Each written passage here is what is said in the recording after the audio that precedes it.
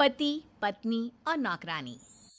शीतल और अभिमन्यु की शादी को 5 साल हो चुके थे, लेकिन अभी तक उनका कोई बच्चा नहीं हुआ था।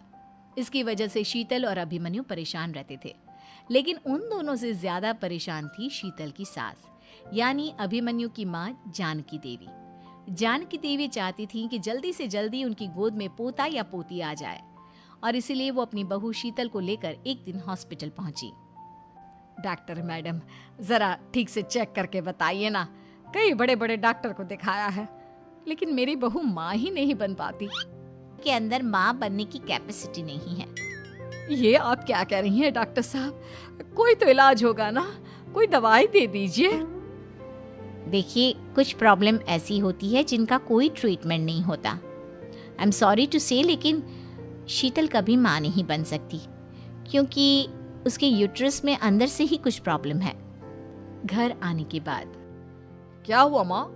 कहाँ लेकर गई थी आप शीतल को?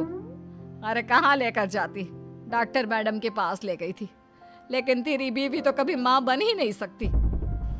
मम्मी जी, इसमें मेरी क्या गलती? अगर अंदर से कोई प्रॉब्लम है तो उसमें मैं भी कुछ नहीं कर सकती। जानती हूँ, ये बात डॉक्टर के मुंह से सुन चुकी हूँ। अब दोबारा मेरे सामने इस बात का गाना मत गा। अरे माँ, परेशान होने की जरूरत नहीं है, हम सोचते हैं ना कुछ। अरे क्या सोचेगा तू? जब डॉक्टर कह चुका है कि तेरी बीवी माँ नहीं बन सकती, तो बता क्या सोचेगा तू? कहाँ से लाएगा बच्चा? माँ, ये तो मैं भी नहीं जानता।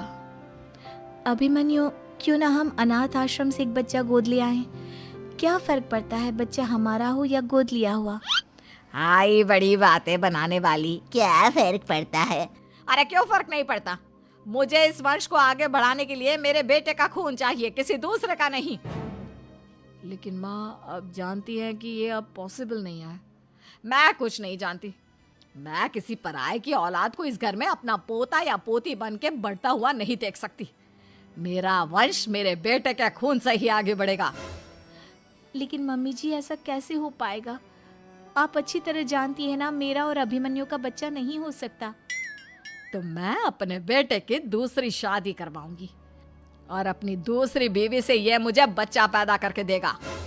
ये आप क्या कह रही हैं माँ? मैं किसी और से शादी नहीं करने वाला। मेरे रहते हुए आप अभिमन्यु की शादी किसी और से करवाएंगी? मम्मी जी, आप ऐसा कैसे कर सकती हैं? तू बस देखती जा बहू, मैं ऐसा कैसे कर सकती हूँ। कुछ दिनों के बाद, अभिमन्यु, मैंने तेरे लिए लड़की ढूंढ ली है। माँ, मैं आपको कितनी बार समझाऊं, मुझे किसी से शादी नहीं करनी है। पहले मेरी बात सुन। ये जो चमेली है ना, हमारे घर में काम करने आती है, वो तुझसे शादी करने के लिए तैयार है। मम्मी जी, आप अभिमन्यु की शादी एक नौकरानी के साथ करवाएंगी? वो इसलिए क्योंकि चमेली दिखने में बहुत खूबसूरत है, बच्चा भी सुंदर ही होगा। मम्मी जी, लेकिन एक बच्चे के लिए अपने बेटे की शादी नौकरानी के साथ करवाना, क्या ये सही है? अगर अभिमन्यु ने शादी नहीं की ना, तो मैं अपनी जान दे दूंगी। अब देख लो, अगर तुम्हें अपनी माँ की जान प्यारी है तो तुम्हें इस नौकरानी के साथ शादी करनी ही होगी। इस तरह जानकी देवी अपने बेटे अभिमन्यु की शादी नौकरानी चमेली के साथ करवा देती है। कुछ दिनों के बाद, नौकरानी से मालकिन बन के तो मजा आ गया, अब तो मैं इस घर की मालकिन हूँ। देखो, अपने आप को ज्यादा मालकिन समझने की कोशिश मत करो। एक बार तुम्हारा और अभिमन्यु का बच्चा इस दुनिया में आ जाए, उसके बाद तुम इस घर से हमेशा के लिए चली जाना।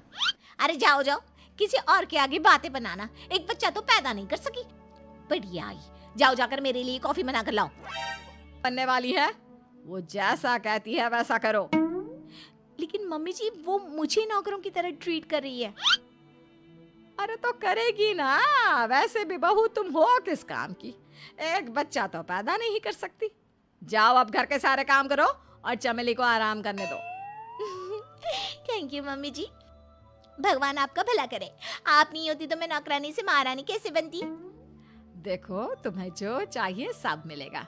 खूब खाओ।